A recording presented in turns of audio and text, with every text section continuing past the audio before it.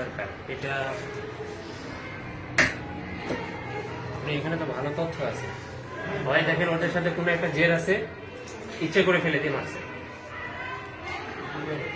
তোমার পকেটে যেগুলো আছে ওই টিকিটেই গাড়ি না।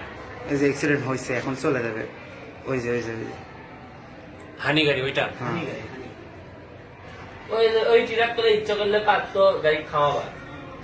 এ নাম ছিল ওরা ওই তেলের ট্রাক নাম ছিল এই কি চলে একটা আপনার ইচ্ছে করে মারছে, টান দেবে।